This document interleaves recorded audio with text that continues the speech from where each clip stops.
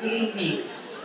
We're going to try to get started. If we can move the people eating into this room, it would be great.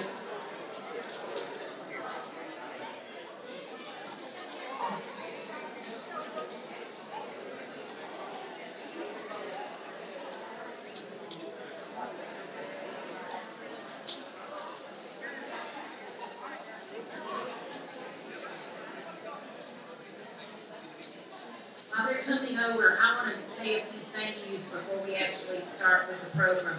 I want to thank First United Way.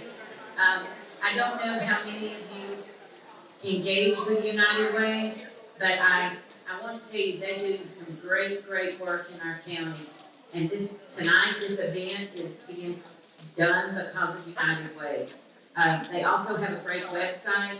If you go to it, it's so comprehensive about mental health and all the things that are offered in the way of mental health.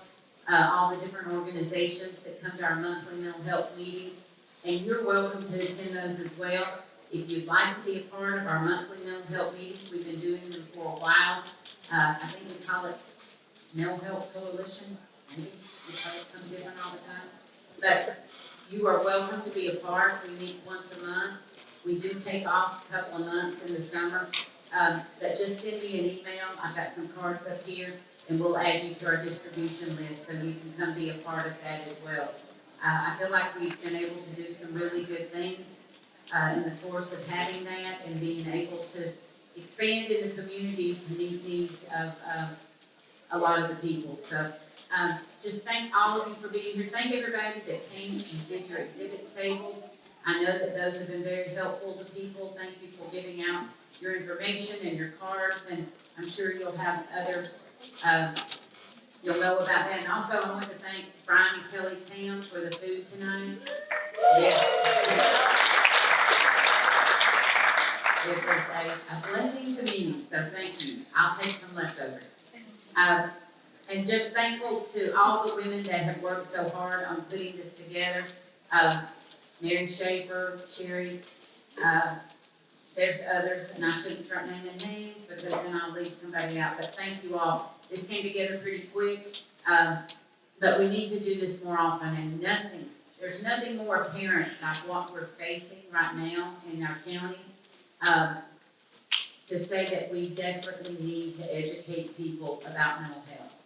I'm seeing it firsthand in the role I'm in as a commissioner. So I am Cindy Mills, and I'm happy to be the moderator tonight.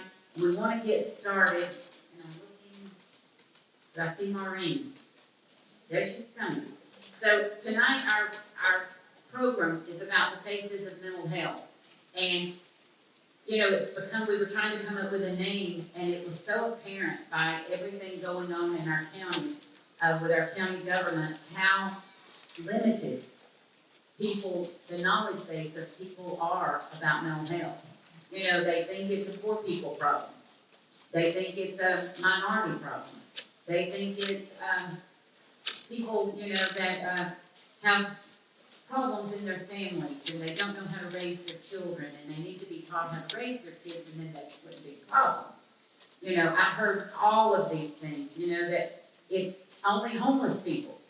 And that if we build a facility that only, you know, they're going to bus people in, this has literally been written, I'm not making it up, that they're going to bus people into this facility from other counties, and then they're going to all, when they do get better maybe, or when they release them, they're going to attack our employees. So all of these things just made us more and more aware. No matter how hard we work, no matter if we've had 7 suicide summits, no matter if we've had, you know, these monthly meetings, by and large, my own board, members of my own board that are supposed to be very involved in the community don't understand mental health. And so we have got to do better. We have got to do better by letting people know it could be us next. I mean, everybody, it's not a box. It's not you look a certain way. It's not anything like that. And we've got to do better. And it takes a community. And we were just talking about, Daniel, I hope won't care if I share this about the newspaper. but about running a story on mental health and only getting 600 and something views, but running something on Trader Joe's and getting 14,000 views. I mean, it's the same thing, the Chick-fil-A opening at Halcyon, and everybody's been knowing it's coming. Everybody knew Trader Joe's was coming. It's the worst kept secret ever. But that people are more gravitated to what makes their life more enjoyable. And people don't like hearing about mental health. They don't like hearing about drug addiction until it hits their family. And then they wish they did understand more. And they wish they were more. If we could get more people to understand more up front, then maybe it wouldn't hit them so hard when it does happen in their home. Because they'd be ready for it. They'd be more educated and they'd understand it better. So tonight, we're going to give it our best shot. We've got some really, really good speakers coming. To begin, it's going to be Maureen Bitzler. And Maureen, I'll read it with glasses. Maureen knows about as much about mental health as you can know. Maureen is a LCSW, a licensed clinical social worker with a master's and bachelor of social work from the University of Georgia. She has years of experience working with children, adolescents, and families in both individual and group settings. She's worked in different social work settings such as schools, in-home counseling, and child welfare. Maureen created Live Life Counseling, LLC in 2014 with the main goal to help others live life to its fullest potential. And they do that. I visited it. It's incredible. Maureen offers a holistic healing approach to therapy. She utilizes many different treatment modalities: cognitive behavioral therapy, CBT, trauma-focused CBT, ITF, CBT, extensional therapy, family systems, attachment and bonding-based parenting, strength, perspective, and client-centered therapy. She offers individual, couple, and family therapy. Often clients come to her with complex trauma, which surfaces through addiction, anxiety, and or depression. She utilizes dialectical behavioral techniques, DBT, brain spotting, BSP, and progressive counting, PC, which allow a client to work through their issue and underlying trauma. In every session with Maureen, she hopes to be a place for one to feel heard, validated, and encouraged. Maureen loves spending time with her husband and being a mom to their 4 young children, all in her spare time.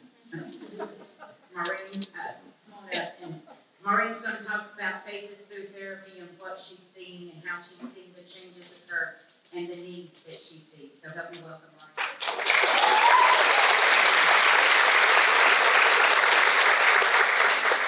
Hi, everyone. Listen, if I talk too fast, let me know, because I have a lot to say. First of all, I just wanted to say thank you. Thank you for taking time tonight to come out. I see some of my old coworkers. I did have the opportunity to start my career in Forsyth County in 2005. And believe it or not, that was when there was only 3 high schools. So I've seen this county really grow. And it's an amazing county, and I feel very honored. I have family that lives in the county. And I really do feel that there could be other people in this room who could speak just as much about mental health. So I just really appreciate the jobs that you do, because all of our jobs matter. And it definitely takes more than one of us to do the job of mental health in a community setting. So, like I said, I could go on and on, but we're going to start with one thing. I want everyone to really just take a second, kind of face forward, and I want you to raise your hand if you have ever experienced a traumatic event. So this could be a house fire, a tornado, maybe someone in your family passed away unexpectedly. I can raise my hand to multiple things. I want you to raise your hand, and I just want you to sit in that for just 1 second. Now we put our hands down. I want you to raise your hand if you have ever been laid off. Maybe you lost your job unexpectedly. I know I can speak for me and my husband. We got married in 2008 during the Great Recession. We were like, oh, we got 2 incomes. Not for long, right? So I want you to raise your hand if you've ever been laid off or all of a sudden found yourself without a job. Okay, I want you just to sit in that for just 1 second. Put your hand down. All right, last one. Raise your hand. And I know some people in this room have truly lost a loved one recently, or have lost a loved one to suicide. So if you don't want to raise your hand, I completely understand. But I want you to raise your hand if you have ever lost a loved one or a friend. I've lost 2 this year, unexpectedly. Okay, now for some fun statistics. Did you know that U.S. News reports rates of suicide by all methods have rose steadily for adolescents between 1999 and 2000? During the last 2 decades, 47,000 Americans between ages 10 and 19 lost their lives to suicide. Suicide is definitely on a rise. Live Life Counseling, just so you guys know, we actually had to take, we have 21 counselors. So we took a therapist and we have them on call every day just to handle the calls of suicide and the calls of homicide for Forsyth County. According to Prevent Suicide Georgia, Georgia ranks 31 in all of the states in the United States for suicide deaths. 1 in every 8 people in the world live with some type of mental health disorder.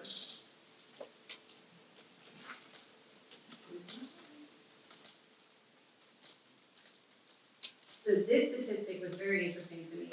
So according to the Georgia Campaign for Adolescents' Power and Potential, they actually did a survey in Forsyth County last year, and 87% of youth in Forsyth County expressed feeling stressed out.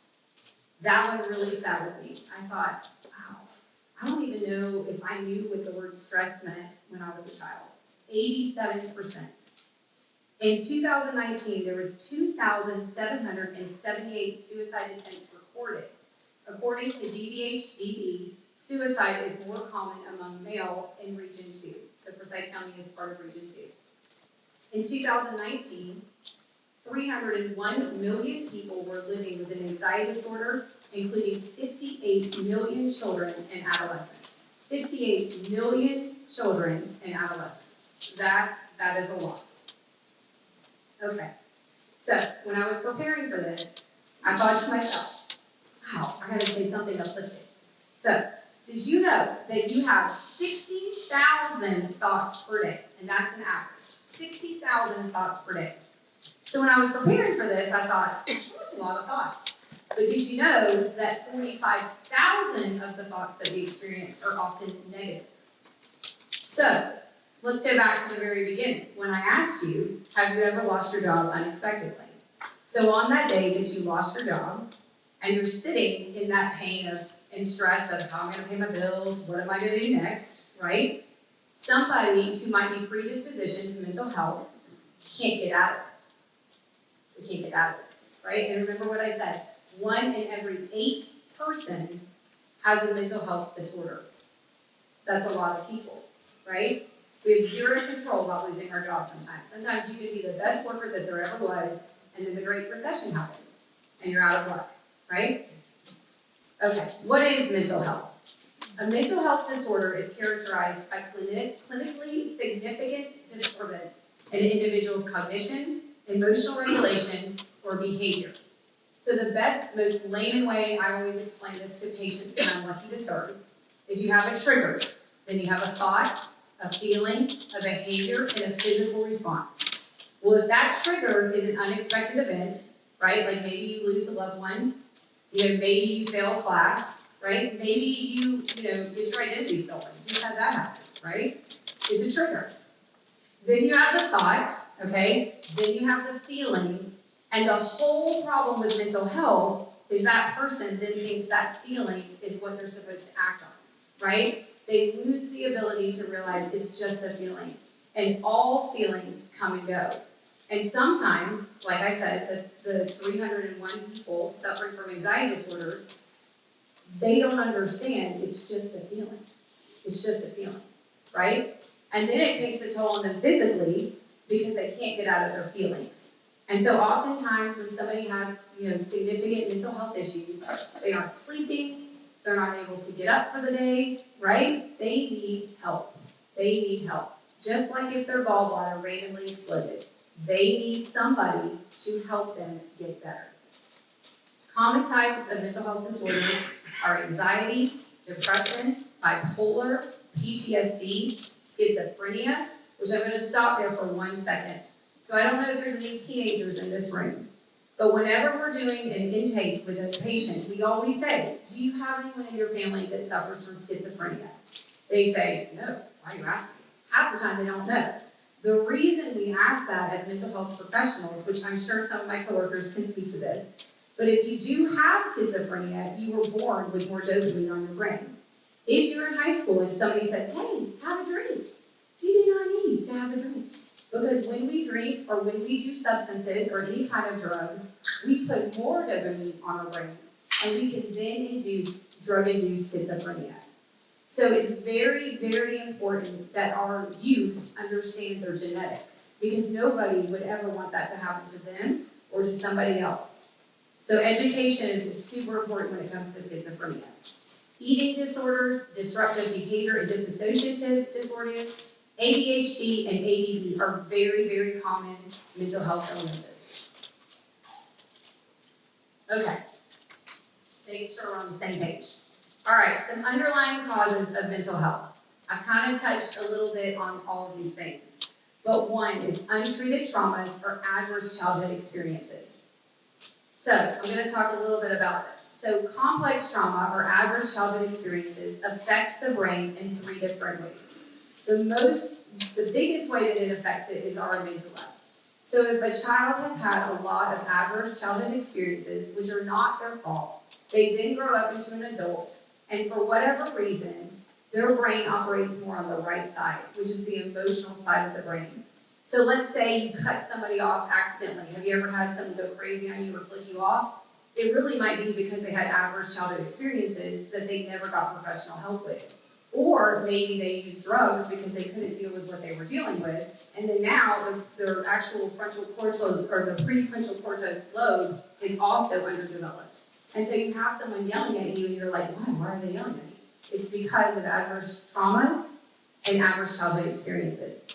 Our genetics play a huge role in underlying causes of mental health.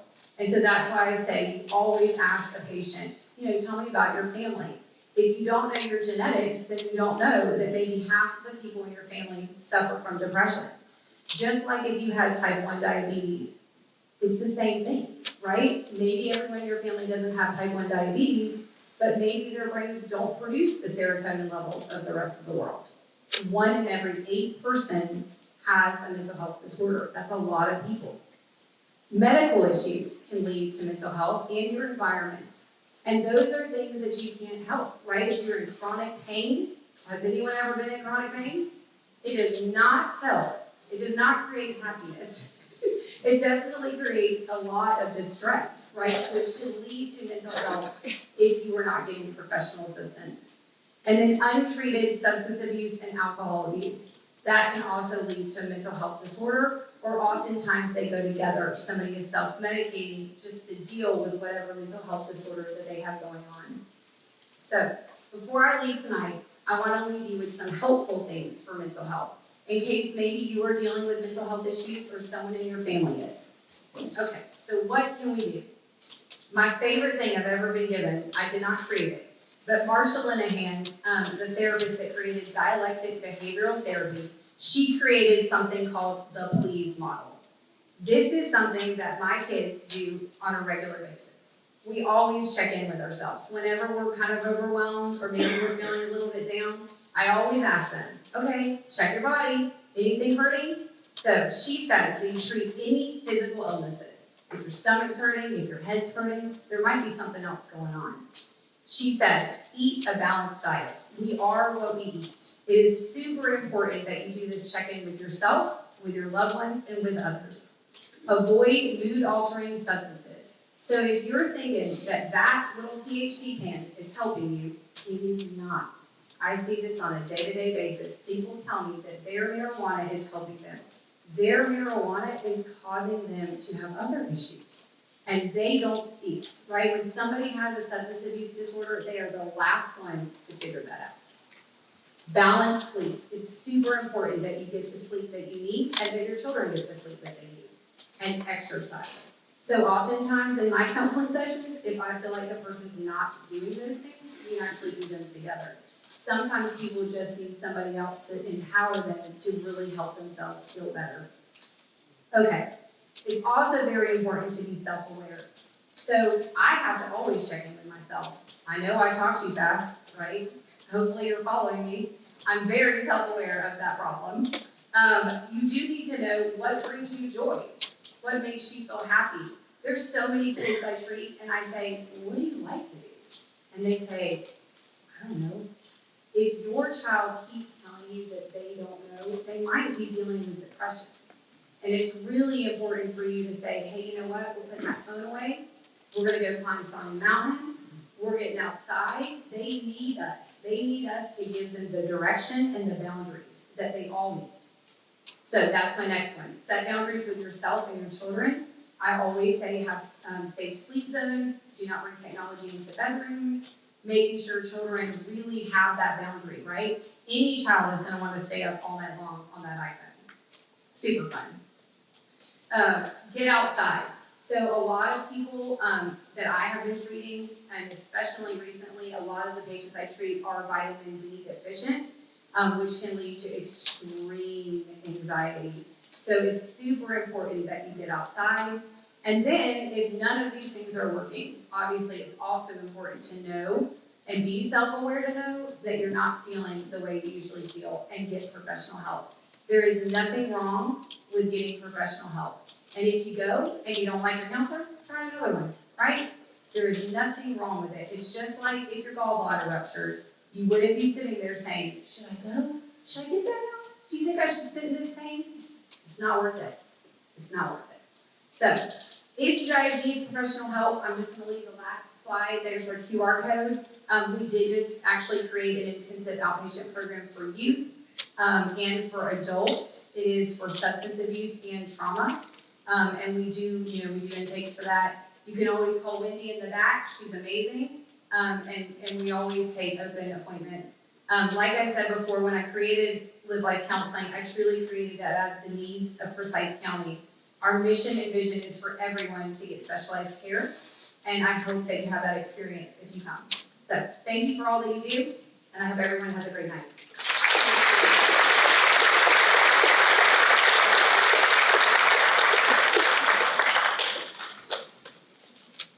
In my thank yous, I meant to thank Jason Henline and his videography work that he does. He's back there. He's recording this so he can put it on YouTube for us.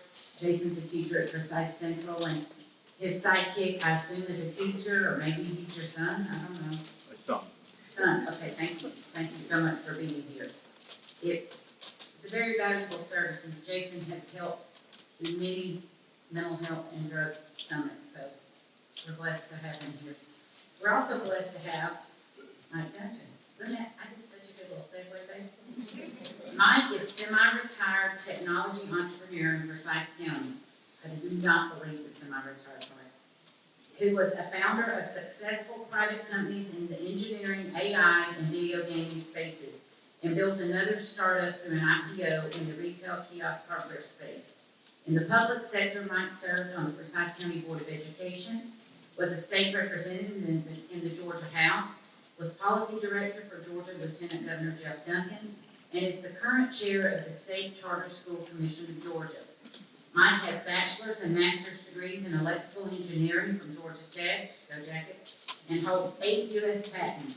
Mike and his wife Lori have a foster daughter, age 18, 2 adult sons, and Daniel, who was lost to depression at age 20 during the first month of COVID in 2020.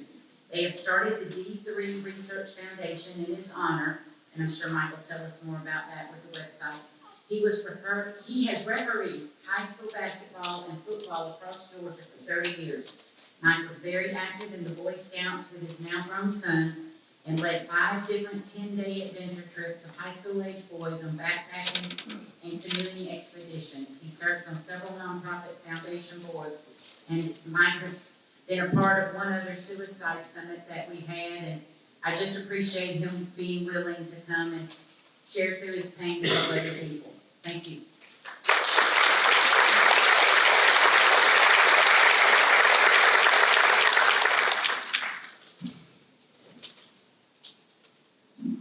Thank you, Cindy. For those of us in my generation remember a song back in the 90s by a guy named Baz Luhrmann graduation speech. And he read this graduation speech. It was called "Everybody Wears Sunscreen." Remember that. And one of the lines of that is "Don't worry too much, and the things that will affect your life will more likely to blindside you on a high Tuesday." On Tuesday, April 7th, 2020, at 5:04 a.m., I was woken up by a phone call from North Fulton Hospital. They said, "Is this Mike Duggan?" I said, "Yes." They said, "Are you the father of Daniel Duggan?" I said, "Yes." They said, "He is in the ER with a gunshot wound to the head. You need to get your right away." So I did. And 18 days later, I was back at the hospital to meet the doctor in the lobby, to sign a form. They gave the doctor permission to remove life support and let Daniel die. All this happened in the worst nightmare part of the pandemic, that first month when we were in hard lockdown. We all thought we were living in a Stephen King horror movie. We didn't know what was going to happen. The ERs and the hospitals were filled. They were running ventilators. You all remember how scared and how uncertain we felt this time. And this is the time that we went this nightmare. And why I'm going to share this story today is because it is my prayer that no one has to go through what my family and friends have gone through 4 years ago. And if this makes a difference for just one or two people in this room or watching, it is more than worth it. So hopefully my insights today will be something that can help make a difference. And on that note, I'm going to rewind a little bit. I kind of started at the hardest part. I'm going to kind of rewind. So again, thank you all, Cindy, for the invitation to be here. I have done this sort of talk 7 or 8 times now for different organizations, including Summit Counseling, another great counseling center here in the area. And so I'm happy to do it. So like I said, my wife, Lori, we had 3 boys. They were very close. They were within 4 years of each other. They were just best friends. They didn't fight. They were awesome. My family was no stranger to depression. My adult cousin, he took his own life at age 30 years ago, so that had already affected my family. My 2 older boys also were diagnosed with depression as older teenagers and had counseling, and even one ended up in an inpatient setting for a while. So, and my wife's family has a lot of depression as well. So, we as a family, before all this happened, we were not naive. We knew depression, or we thought we did. And we were still ones. So, when we got that phone call, I remember, because you're working at 5 o'clock in the morning, like you're barely awake, but obviously my heart was pounding, and my brain was like, she did say Daniel. Daniel was our youngest child. He had never shown a symptom of depression, ever. He was 6'4". Do we have him up there? There he is. 6'4", super good looking, had girls chasing him all over the place, was athletic, smart. He had transferred from Milledgeville up to Georgia, which was his dream to be a Georgia Bulldog.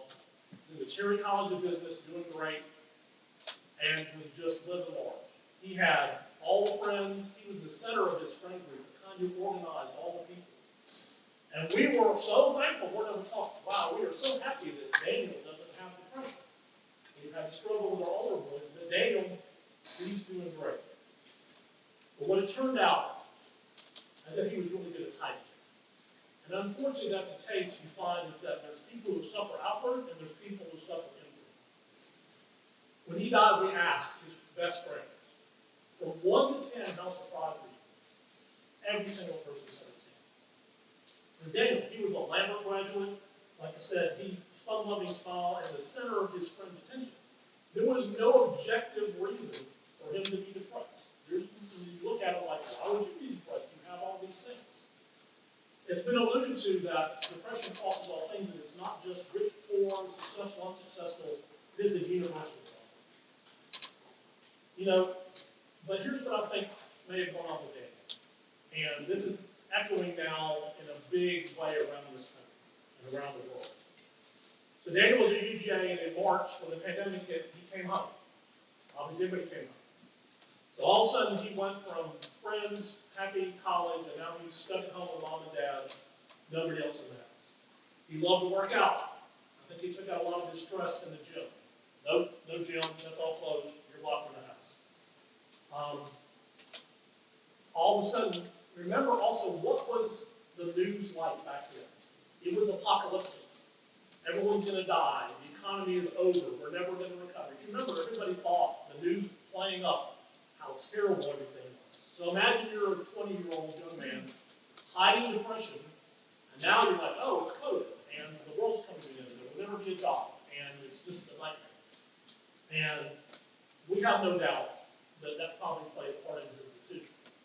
And sadly enough, the COVID impact on mental health has been tremendous, as people will say. And it took a bad problem, and it's made it worse, and we're still getting over echoes of that. So as last night, he stayed up till 2 o'clock in the morning, did his group homework for his group at UGA to make sure he had gotten all his online stuff done and was chatting with his group, and made sure he got all his stuff done. Took a drive, drove around the area, and shot himself at the park behind their house at his point. Then he called 911, and he did a bad job of shooting himself. And that's why he ended up lingering in the hospital for 18 days. When he went in the hospital with the brain injury, my wife and I made like most decisions too, most marriages, my wife has much more credit for good decisions than I do. What should we do? And we said, you know what? We're going to be as public about this as you could possibly be. So we, and again, we're all trapped in our own house. What we're doing, we're looking at social media, we're online, we're watching TV, we're streaming. Everything was digital. There was no human connection. There was no funeral in person. There was no people coming to our house. There was nothing. It was all, it was bombs and keyboard. And my wife said, we'll be public. So we made a carrying bridge, and we were very 100% public about what was happening, what had happened with Daniel, what was going on. And because of my service in the legislature and with the governor's office, Governor Kemp shared my son's story. Got thousands and thousands of people who were following Daniel's journey as we were praying for him. And the good thing about that, and why I'm here today, is because these stories can touch people and make a difference. I, in my technology career, had a lot of young people work for me as engineers and programmers. A year after Daniel died, we got up one morning and noticed on the social media of an old employee of mine a statement that something around, I don't need to live anymore, I'm kind of done, very dark, like a suicide message. So as soon as I see that, I panic, I call the guy who was his friend, we're blah, blah, blah, and finally, good thing is, I got to him, and he was all right. And what he said was, is in that moment he was trying to decide what to do, where he wanted to take his own life, he remembered his old boss, and what had happened with me, and the pain and trauma that had caused throughout the community. And that was one thing that took him, and now he's doing great. So it just sometimes takes just a little nudge. So if we zoom out for me for a minute, and Roy already covered this a lot better than I will, but if you zoom out, we're in a mental health crisis. I saw a stat the other day that 80% of Americans believe we're in a mental health crisis. You don't get 80% of Americans agree on anything. That's just amazing. And it's a totally knows no boundaries. There's a book called The Price of Killing, you've heard about it, talking about a therapist out of San Francisco and Marin County with all these super rich people and how depressed all the kids were. I saw a stat at an education conference, nice graph of the rise of the social media like button and the rise of depression in girls. And the graph is exactly the same. And one of the other zoomed out problems we have is the stigma around mental health. If I said Daniel got cancer and died, there would be no stigma. No one thinks anything about that. That's fine. No one hides it. No one doesn't want to talk about it. Everyone says, oh, that's terrible. When this happened to me, I was stunned at how many people contacted me privately and said, oh, Mike, no one knows this, but my son, daughter, whatever, tried to take their life X number of years ago. I never talked about it, including one person whose name probably most everybody in this room would recognize. I'm not going to say for privacy, but you'd be surprised. In my technology career, I came across somebody who was a multi-gazillionaire who lost a child to depression and never talked about it, like it never happened. And it's just such a tremendous stigma that I really wish we could all get over and realize it is not something you did wrong. If you're a parent, a family member, or a spouse, and you have somebody that's had a mental health problem, it's not something you did. My suicide support group talks about it all the time. It's not your fault. You did not help this person enough, you didn't do whatever. They had an illness and you did the best you can. So what's my advice moving forward? Counseling is fantastic. It does so much good for other boys. I know it does great. CBT and the counseling can tell you more about that, but I cannot say more content about counseling for me, who was born with a happy brain and never had any kind of depression. I got my butt handed to me, and the counseling I've gotten has been critical for me. There's different ways to do this, different things to different people. Down in John Trotline, who's down in Johns Creek, lost his son 12 years ago at age 15, and formed the Will to Live Foundation. You've heard that. We're getting teenagers to go together and become support groups and be, again, to kick the stigma. I can admit to you, Cindy, I am struggling. Talk to me. And so getting over that, finding something to connect with the community.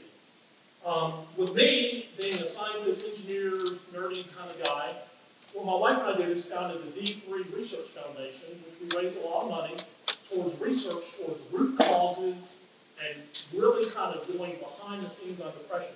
Counseling is the front line, and serotonin uptake drugs are the right there with it, and that's kind of where we're battling all this. Those are the tools we have today. But surprisingly, we don't know nearly enough about it. And with the D3 Research Foundation, I've got hooked up with a group of scientists with another foundation out of New York. And they're doing some amazing stuff. These people from the top institutions in the world, Mount Sinai, Michigan, Stanford, Columbia, from Germany, Singapore, Duke, UVA, really just top-notch scientists. And they're all collaborating together to work on depression. And they're finding amazing things out. One, that boy and girl, men and women brains may actually have different mechanisms to cause depression.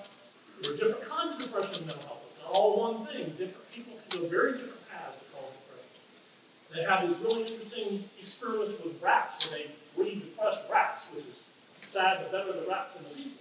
And then they can study the genes of the rats and compare them to people and come up with different therapies. And they're very hard trying to find a new class of drugs because almost all the antidepressant drugs, again, are serotonin related, and there are other mechanisms in the brain we're looking at that might be ways that can do it much better. I don't want anybody to have to get up and give this speech about their family member 3 years from now, and that's why I'm here. And hopefully what I've said has made a difference, and hopefully this triggered something in your brain or your family or something else that will get you in a place where mental health gets the attention that it deserves. I mean, Cindy and I talk all the time. That's the problem, is that it's a huge problem, and we put this much effort on the huge problem. And we've got a mismatch, and we need to do this. Well, I do want to leave with a more uplifting thing. I've talked about that particularly uplifting. When Daniel was in the ICU, we prayed. It was Easter week, the first week. And we prayed for a miracle. And he did not. He had brain death. However, we found a suicide note about halfway through that time. And a suicide note, which my counselor said looked like a letter written from depression land. I almost wanted to publish it. It was like a clinical letter of someone who was depressed and not understanding the real world. Well, kind of said he wanted to be an organ donor. And we said, sure, we want him to be an organ donor. So we had them evaluate him to be an organ donor. And they said, no, he can't be because of whatever medical reasons. And so even that's not going to come. Well, some doctor at North Fulton heard the nurses talking and gossip, wasn't even his doctor, and said, that's crazy, he should be an organ donor. And so this doctor, through the nurse gossip, contacted me on the phone, and we can't go down there because it's COVID. And so he didn't have to reevaluate that. I'll evaluate myself. And so the doctor wanted to reevaluate him and said, she's a great candidate for organ donation. So going from 24 hours from just letting him go, right before that, this intervened. Daniel's heart went to a 32-year-old woman in North Carolina.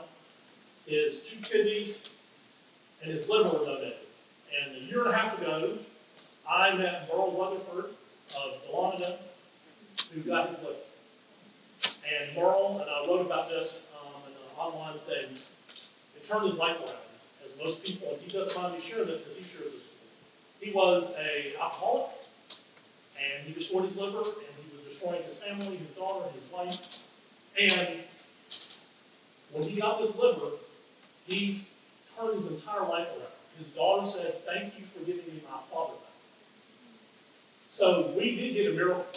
We didn't get the miracle that we wanted, but we still got a miracle. And it shows that God sometimes does it his own way. But I wanted to leave an uplifting note because it's something as absolutely awful as having a 20-year-old man with all his future ahead of him take his life. We still had something good come out of it. And again, or something good come out of it. I hope today that people here learn more about mental health and that can make a better difference in your lives with your loved ones. So thank you very much.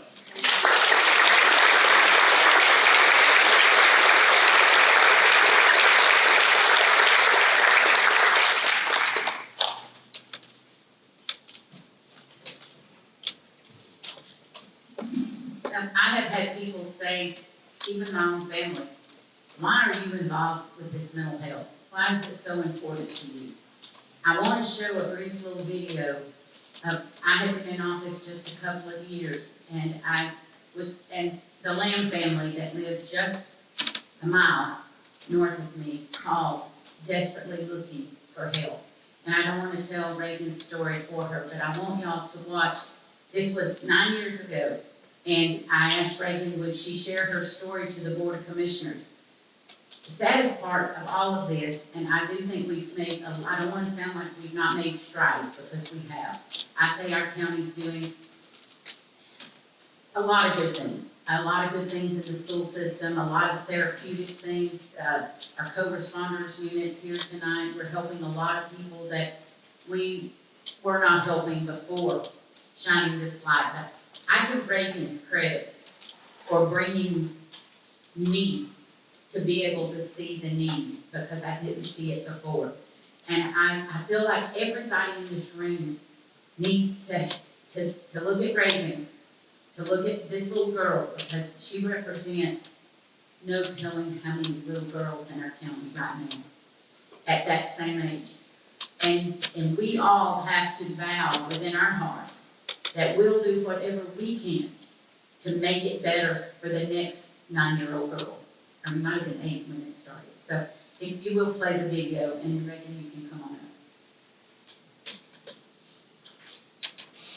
Many times during our meetings, we are asked to bring awareness to certain subjects that maybe there's not awareness being called to it. I have a very special little girl that's here with us tonight. Reagan, will you come on down?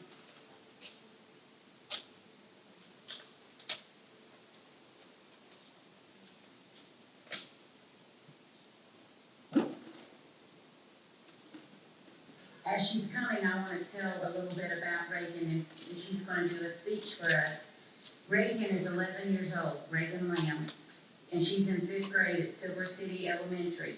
When Reagan was 9 years old, she was choked on food that event, and on a fall day in September, and it changed her entire life. It triggered the early onset of a mental illness called schizoaffective disorder. Most mental illnesses rear their ugly heads between the ages of 18 and 30. That's the most stressful years of your life. They didn't run for commissioner. During Reagan's downward spiral in the fall of 2013, her parents, family pastor, and even her pediatrician tried in vain to get her in with a psychiatrist. Even in crisis, which she faced suicidal attempts, there was a waiting list of 6+ weeks with a psychiatrist, and if you were a new patient, or they did not see children younger than the age of 13. When she hit rock bottom, her pediatrician had no choice but to have her admitted into Peachford because there was no children's hospitals available. Mental illness in children is not being recognized by anyone, and it's a very, very sad place for parents to be in when the only choice you have are adult hospitals for drug addiction and alcohol addiction. And Reagan has been so brave in facing this and so bold in stepping up. And she did a speech for the Optimist Club, and she sent it to me and said she would like to do a speech for our Board of Commissioners to bring awareness. Kate Middleton decided to take on children's mental illness. I went to the Capitol and spoke to representatives about we needed to have something to help children. So Reagan, if you will, we are so happy that you're here tonight. I think you're like one of the bravest, most courageous people I know. And if you'll do your speech, and then we're going to come down and have our picture made with you. Okay. How my optimism will help me press on to greater achievements. Let us start from the beginning. My name is Reagan. I have 2 sisters, 2 dogs, and I live with my mom and dad. Oh, and I have schizoaffective disorder. I wasn't even 10 years old when I got sick. My mom and dad tried lots of places and lots of people to get help for me, but with no luck. Do you know why? Because there aren't many hospitals, doctors, and therapists that can take care of children under 13 with mental health disorders. I was so sick that I could not go to school. I could not eat food, and I wanted to hurt myself. Okay, you're all caught up on my story. Time to turn this story around.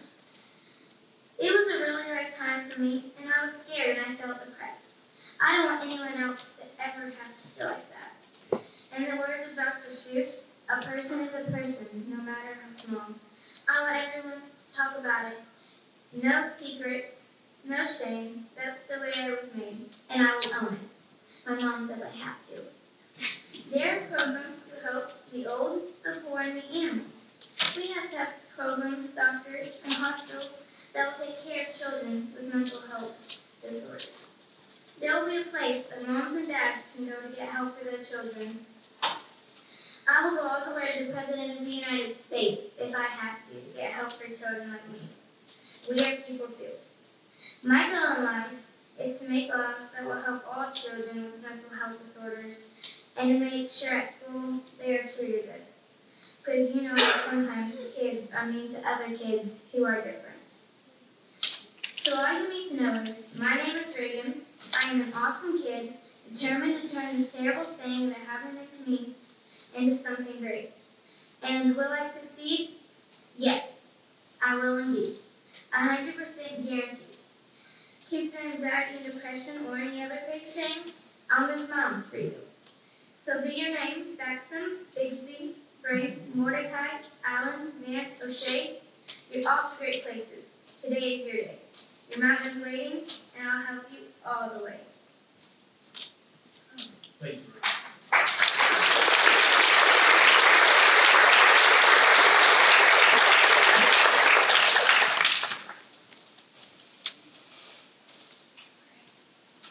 I got that opportunity to speak in front of the commissioners over 9 years ago, and I'm still here today telling the same story I did then.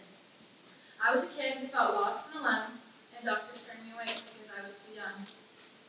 Most psychiatrists would not see pediatric patients, so finding doctors and therapists to help young kids like me was extremely difficult.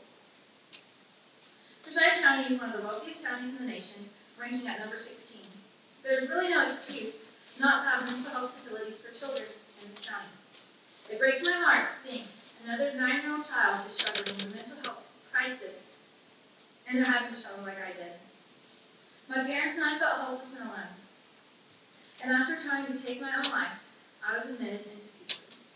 And Peachford is a mental facility for adults battling with drug and alcohol abuse. Peachford had one hallway that was for the pediatric patients, ages 4 to 18, where we were all clustered together. And while I was in Peachford, we had to eat our meals with the adult patients, and in the halls we were forced to hold the side of the wall while the adult patients passed us. Children should not have to be put in adult mental facilities for many different reasons, but number one being the children's safety. The medical professionals told my parents that I needed to be sent away to a mental institution, and I would never be the same little girl that they knew before. Well, I'm here to tell you that I'm not the same little girl I was before. My parents moved mountains for me with the help of Commissioner Cindy Mills. Although I had to go out of the county to find the help, I'm doing better today than I ever have before. I'm a 20-year-old who attends the University of North Georgia and will graduate next fall with a degree in history education with a minor in science. I also am able to work a full-time job while in school. I have some of the best friends, and I love living life. Schizoaffective disorder, schizophrenia, or any mental health disorder can make day-to-day ordinary tasks exceedingly difficult. As a 10-year-old little girl trying to navigate this disorder without doctors and therapists who specialize in pediatric psychiatry made navigating this even harder. Mental health is a real epidemic, taking the lives of over 5,000 children in the United States each year. In the state of Georgia alone, we lost over 120 children, ages 10 to 19, to suicide last year. Forsyth County has such great schools, test scores, and graduation rates. But what are we doing to help students and our youth with mental health? It's not a light topic, and most of the time it's often brushed off. The success and care of our youth should be the #1 priority, and we need more mental health and behavioral health care facilities available for our youth in Forsyth County. Today, you are hearing from one of the lucky few.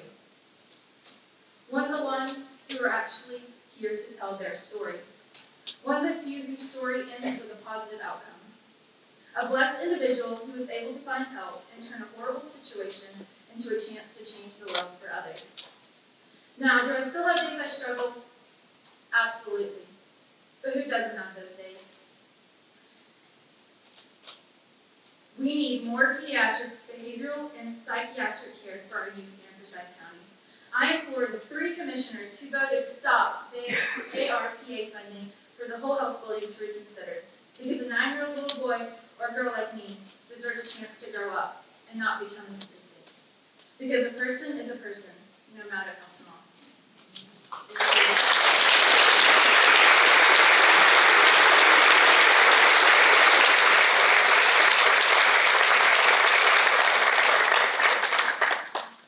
Thank you, Reagan.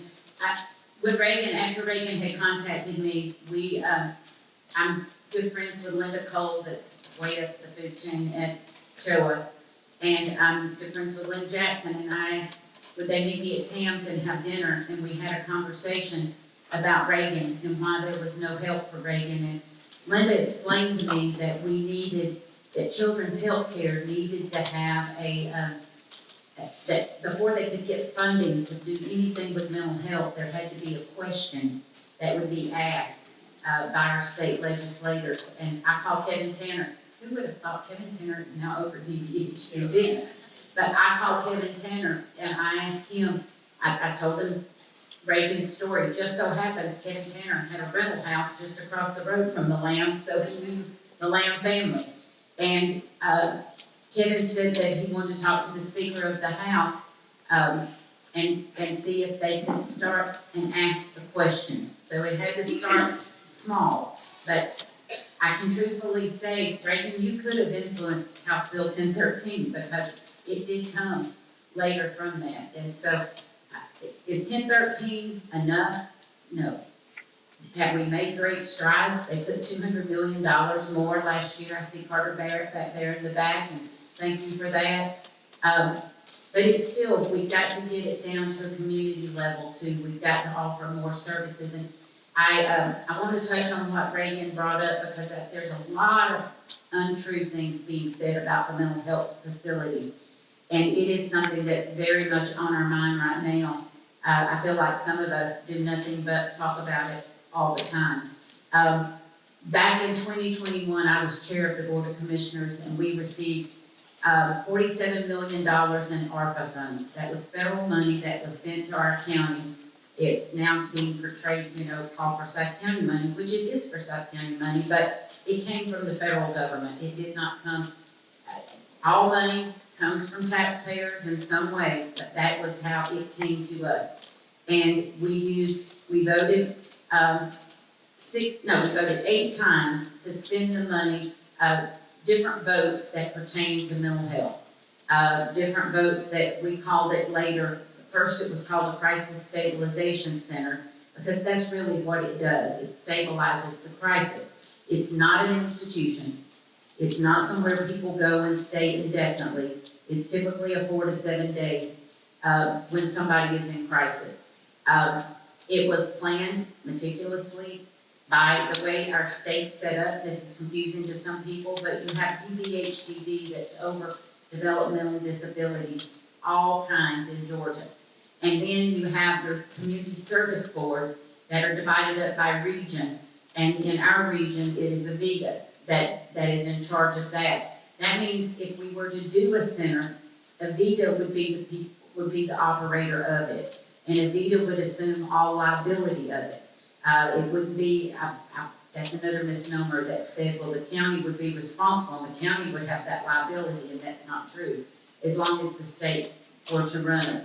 I want to address 2 or 3 more things, and I want to ask Cindy Levi to come up. She is CEO of AVITA, and she helped build the center in Hall County. And I just want her, because she helped design the building, I want her to explain to you what was going to be offered in the building. And while she's coming up, back in January, a vote came to our board, and it was on the mental health, or on the whole health campus. It was the admin building, the employee center, and then the whole health building. It's off Freedom Parkway. There's plenty enough land. Even doing that, there's still 10 acres not being used. And it was presented to us in the meeting, options 1, 2, and 3. And the county manager made the recommendation to go to option 3, which was for the county admin campus and the whole health building. That's $137 million, including all costs.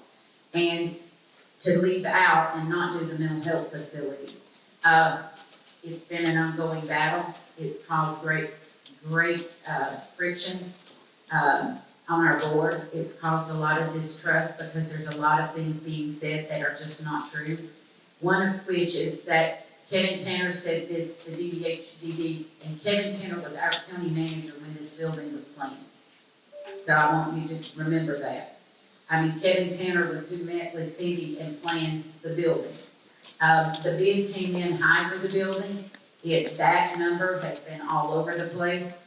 It was presented at our meeting, $42 million. It was said later that it was $32 million, but there was added cost. We've been told, Mary Schaefer and Elizabeth Johnson and myself sat down with our county capital project manager, John Jefferson, and with our county manager. We asked, could we record the conversation?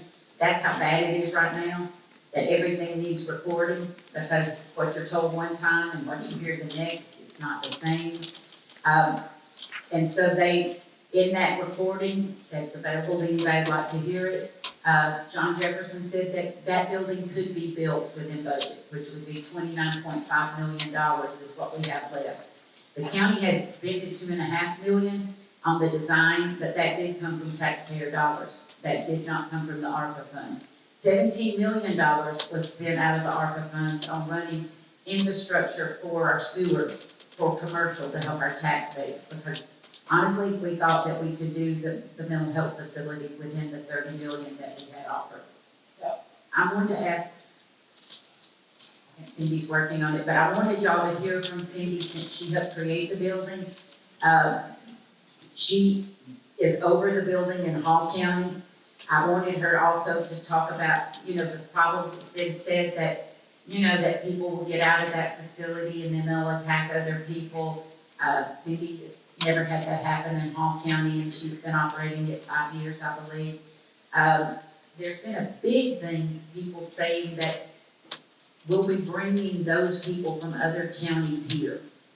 And it's trying to create this fear within people, like, well, they're never gonna leave, or that they're all, look at Reagan. Reagan would have been a person that could have used this facility instead of having to go to Peachford. Is Reagan scary looking? We're all about clutching your purses and thinking any minute Reagan was going to attack you. I don't think so.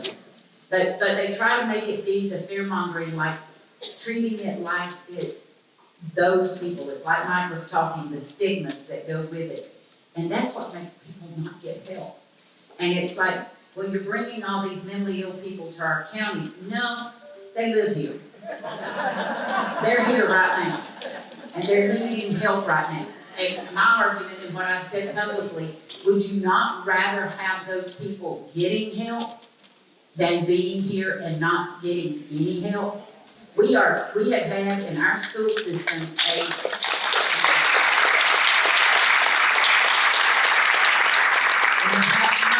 have had a middle school child bring a gun to school. I actually asked in the meeting, I really can't believe that the answer was given to me, but I asked in a meeting with the judges and whatnot, I asked our public safety folks, I mean, have we looked at what that child might have been suffering mental health wise? And I was told he had nothing wrong with it. That is not normal. It is not normal for a child to have no trauma in their life and just wake up one morning and say, I'm going to take a gun to school today. I just don't believe it. I don't. And what I do believe is that our county is no better than any other county to suffer an unbelievable tragedy. I don't think we're any better than a kid at elementary school bringing a knife. I mean, we're not, our kids are dealing with so much bullying, so much anger, and just, it's just the world has changed so much since COVID. And it is the pressures that are on a child. I mean, I tell this story, my grandson in kindergarten was mocked and made fun of because he didn't wear the right sports clothing to school. And he was called gay, and all these ugly things said about him, a kindergartner. And I mean, and my daughter felt so terrible because she had not bought him the appropriate clothing that would be accepted by kids. I wound up taking him to North Point Mall so I could get him the Nike and the different clothes so maybe the boys wouldn't be attacking him. It's kindergarten. Are you kidding me? I mean, we've got to get into the materialistic world of wearing the right things so you don't get threatened and beat up and talked bad about. And I'm having to go to Longhorn to have this conversation with him and me to talk about it. But he's just one child that happens to, I mean, kids every day, way worse. I mean, way worse. I mean, my granddaughter at the same school went to the bathroom one day and this girl threatened to beat her up because she wasn't in the right bathroom. Older kids only should get to go to that bathroom. Nobody told her she couldn't use that bathroom. It was, but it's just the anger that exists within our world today. You see it all the time. You see it on the roads, and we can pretend like it's not there. And then when we have this catastrophe that happens at school, happens at a Walmart, happens at one of our churches, then we'll remember back to knowing there were people that tried to do something. There were people that tried to get more help and to get ahead of it instead of being reactive. That's the worst thing about government, is that lots of times we wait until the catastrophe to do something.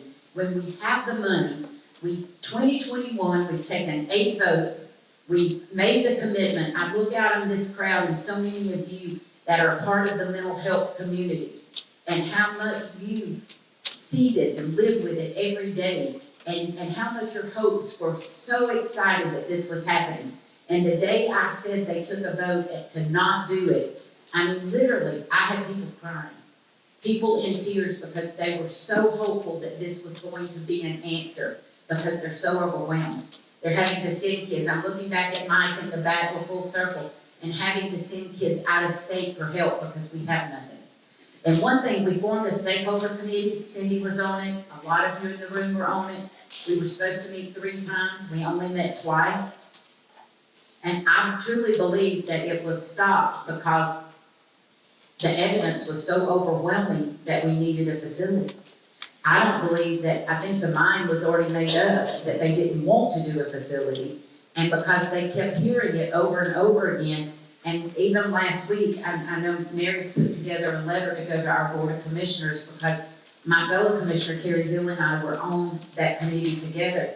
And she insisted that she didn't hear anybody say that there was a need for a facility, that she didn't hear that. And so they've done a letter, all the people that were a part of it, signing it, saying, we disagree with what you're saying.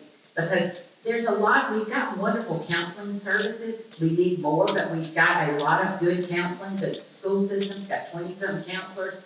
They hire different agencies, they've gotten different grants, they're trying every way they can.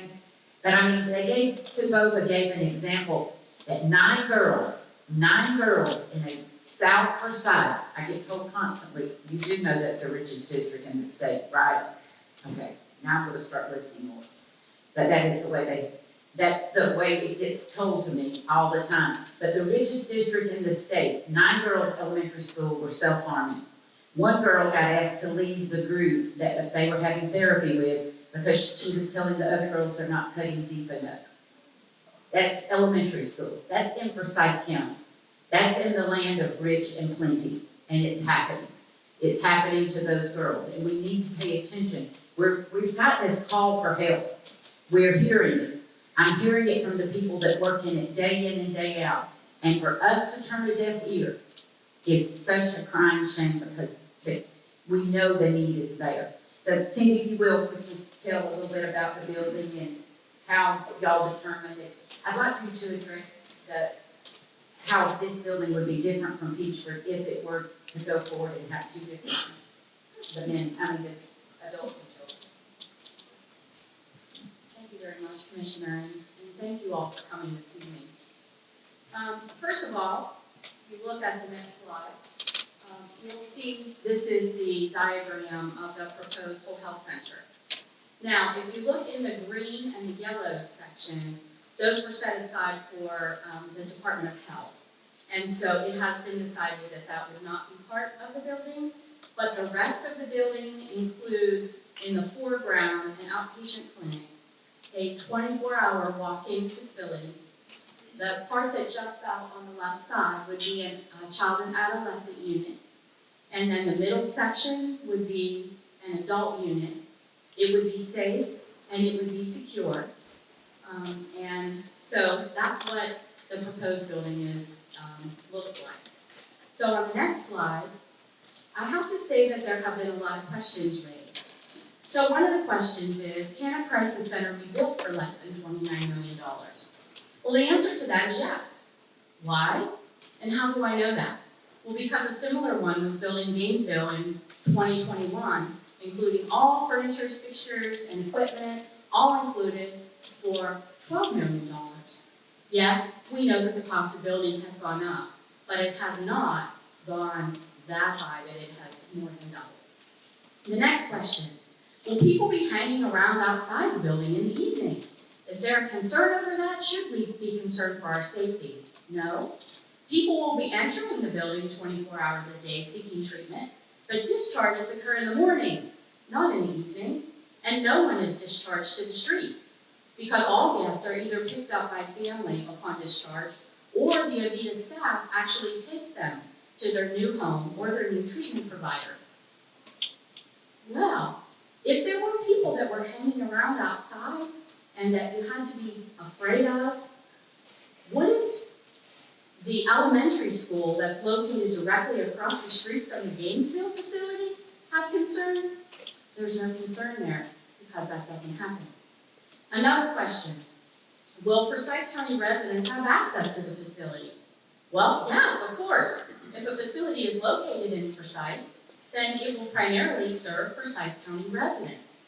That's what we've seen in Hall County. The majority of individuals that receive treatment there are from Hall County. But then residents from other counties are accepted when there are open beds.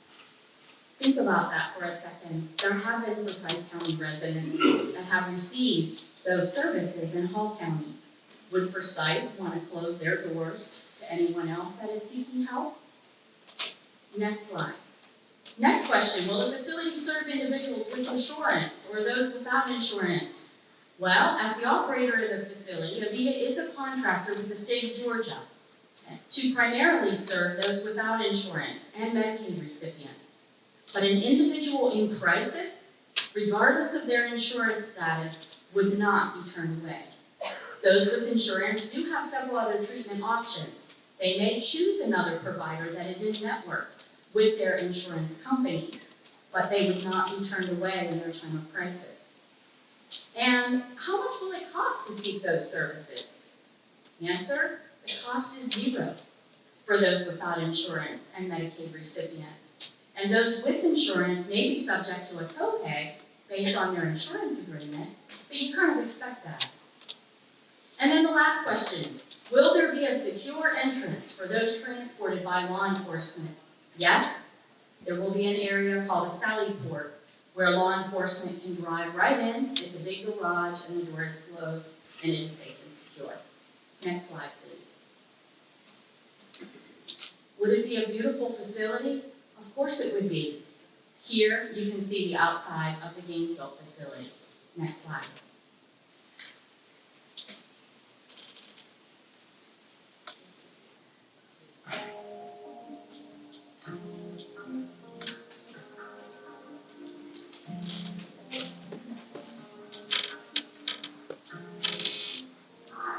Welcome to the Behavioral Health Crisis Center.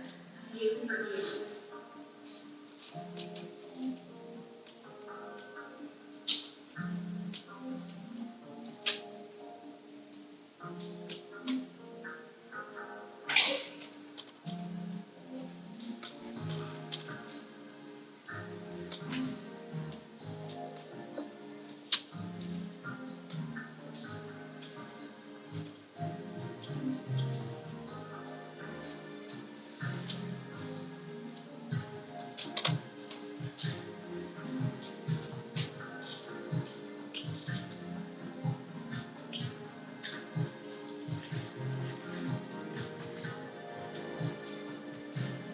This is a safety feature so no one can be barricaded into a room.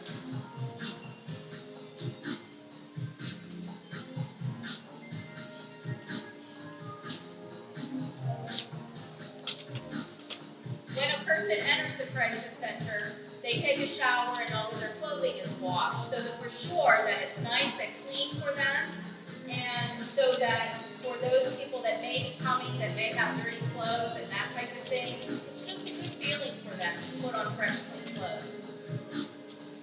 This is the sally port, so this is the secure entrance.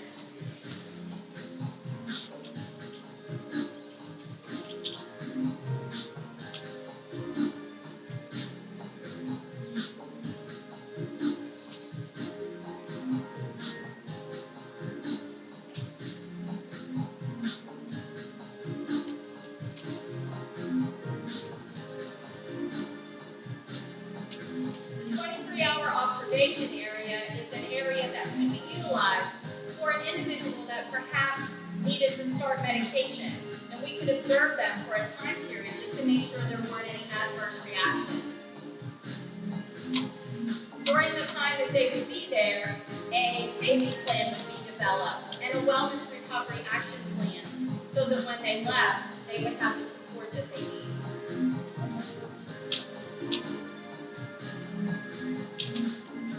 This is just a quiet area if someone wants to go in and read.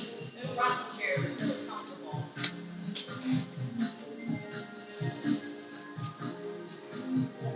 This is the main staff nursing station and a day room where individuals can hang out, they can play games, they can interact. We have games and books. We do have a secure room if that really is needed for someone that has become very physically aggressive and just really needs an area where they can unwind and let loose. While they're in that room, they are 100% every minute under observation. Then there are 2 group therapy rooms, outdoor space, and throughout the facility there's a lot of light because, as was mentioned earlier, light is healing, and vitamin D is very important to people. This is a specialty area that we put together where we can close off a smaller section of either 2, 4, or 6 beds. This is particular for individuals that have intellectual or developmental disabilities or autism that are also in need of these services. Not that they should be segregated, but for their own safety and the safety of others. If someone is acting out physically, we want everyone to be safe.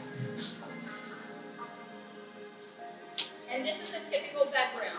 There's not a whole lot to it, but it is safe, and we do include windows for extra light. and this is a smaller group dining room.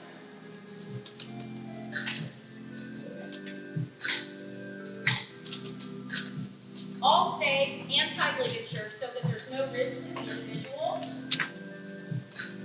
that are here for treatment. There's a food preparation area, although the food is actually catered by a local restaurant, so they get good food. And then there's a staff break room. There are lockers for staff to keep their personal items in. And then there's kind of a little apartment for staff, in case there's inclement weather and staff have to stay for extended periods of time, so there is a bedroom and a bathroom. Also, we are working with the psychiatry residency program through Northeast Georgia Health System. So as you can see, it is a beautiful facility, and the one in Forsyth would be even more beautiful.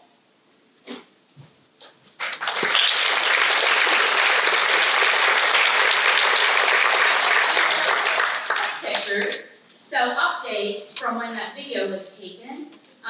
We partnered with the University of North Georgia because we really wanted to have a local flavor. And so the students at University of North Georgia Art Department actually were part of a public mural class, and they made murals and painted them in the facility. So the next few slides just show some of those. Aren't they beautiful? And this is the last thing that an individual would see whenever they're leaving the facility. A sunflower with the flower reaching out, very proud and very strong. With the core, you know that the stem of the sunflower has to be very strong because we need to be strong in our own cores. And so that's the last thing that they would see before they leave. And also flower gardens. Everyone likes flowers, and so having flower gardens to see and to take care of helps folks. And a couple other things are massage therapy. We have a massage therapist that comes in twice a week and offers neck and shoulder massages. We have pet therapy, so a dog comes in to make people feel comfortable. Art therapy for expression. And so there's lots of interesting things to do and ways that people can heal. The next slide actually shows something that I did present to the commissioners, and that shows over the last 3 years the number of crisis calls for Forsyth County. And as you can see, there were 3,377. Of those, 1,026 were referred to a crisis bed, but only about half of them, or 55%, actually got to those beds because they had to go out of county to get those services. Next slide. Over the past 3 years, Avita did serve 2,412 Forsyth County residents in outpatient services. So yes, those individuals do live here. And we also served 139 Forsyth County residents over in Hawk County. So there are some challenges that are faced by the behavioral health delivery system in Forsyth County. The current outpatient clinic is too small, which limits our array of services. The mobile crisis and Forsyth County Crisis Intervention Response Team, they don't have a place to take individuals experiencing a behavioral health crisis in Forsyth County. So the closest units are Gainesville, Lawrenceville, Marietta, and Decatur. And this could take several hours round trip to get someone there. The Northside Forsyth Hospital Emergency Department has become a holding location until the individual is accepted into a crisis bed and transported out of the county. And as I mentioned, as demonstrated by the data, only about half of those in need of a crisis stabilization admission are actually receiving the level of care that they need. So I thank you for the support and for coming out this evening.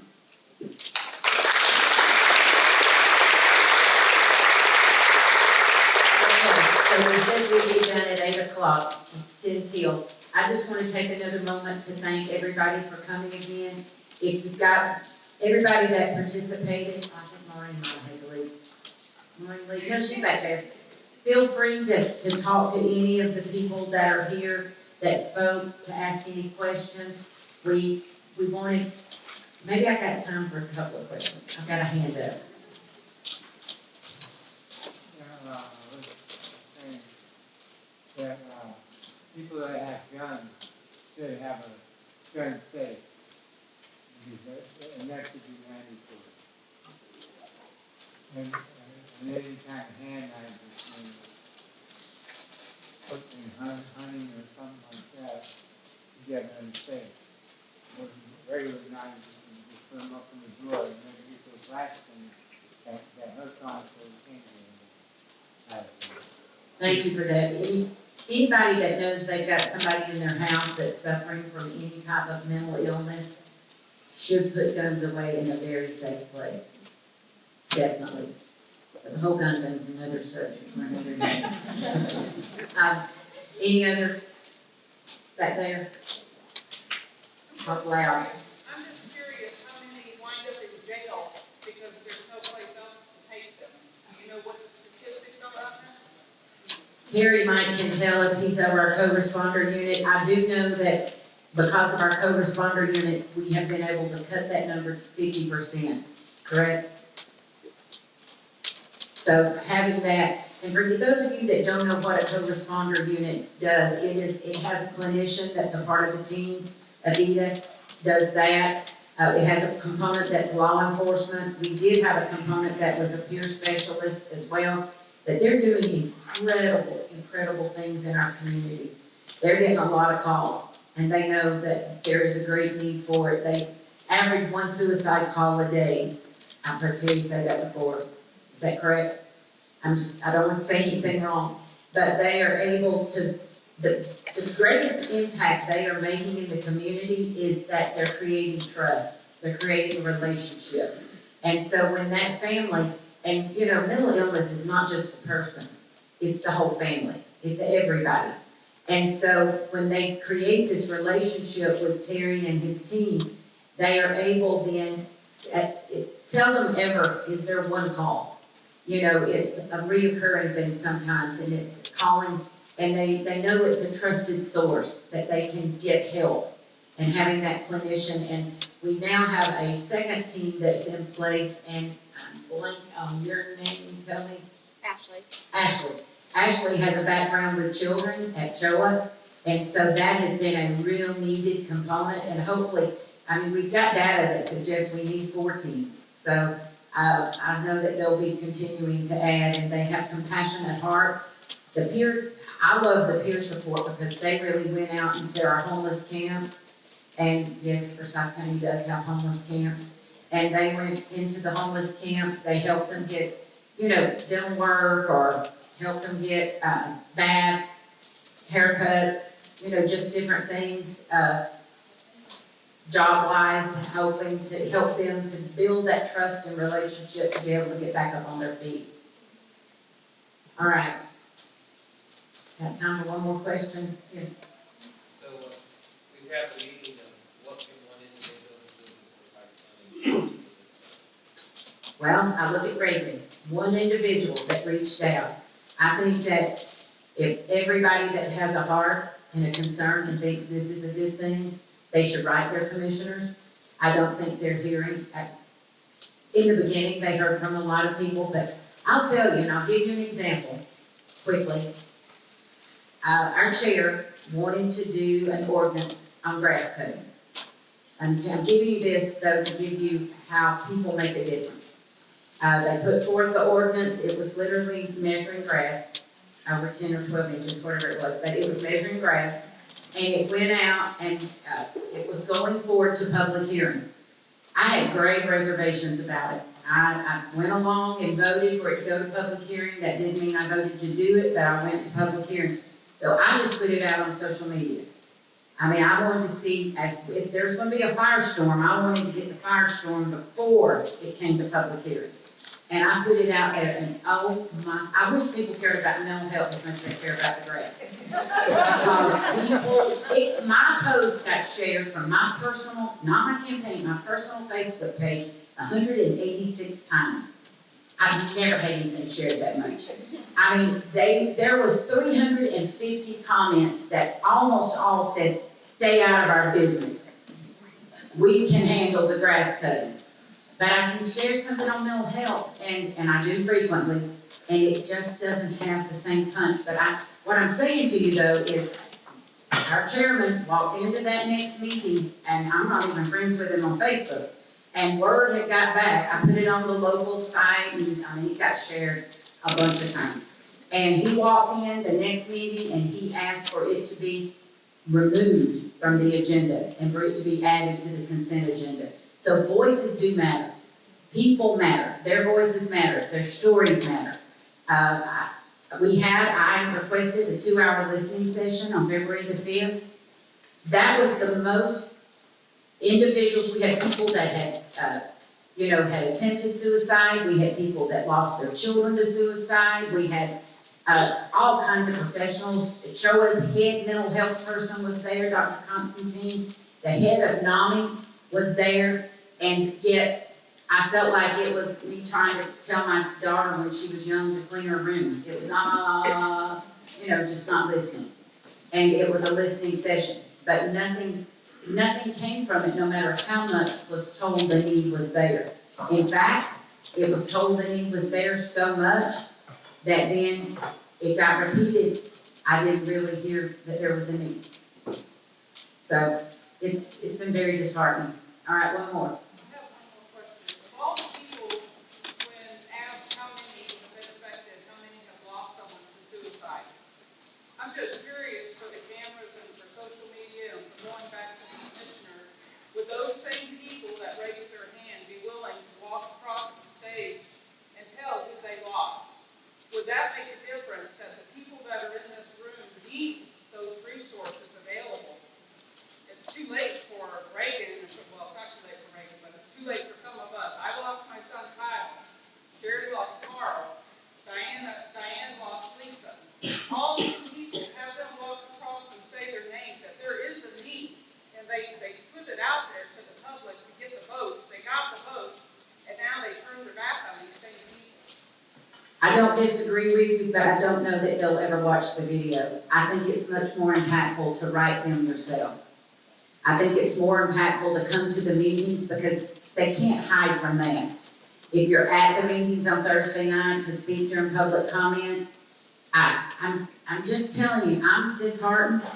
I'm not running for office again, so I have this unbelievable freedom to be able to say anything I want to say.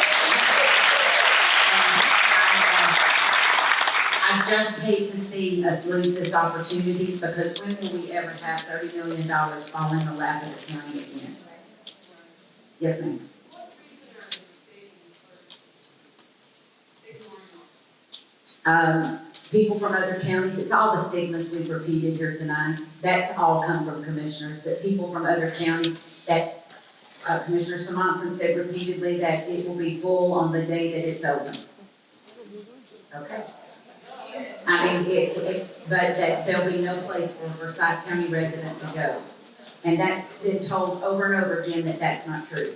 But it keeps getting repeated. I read a post on social media that she wrote last week. I do think it's important right now to realize that 2 are running for office again. And I think that, you can put even more pressure because of that. Yes, ma'am. The money that was earmarked for this, where is it going?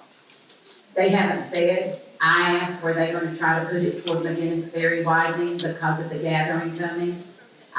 When you've held public office, you've got every conspiracy theory starts running through your head, whether it's true or not.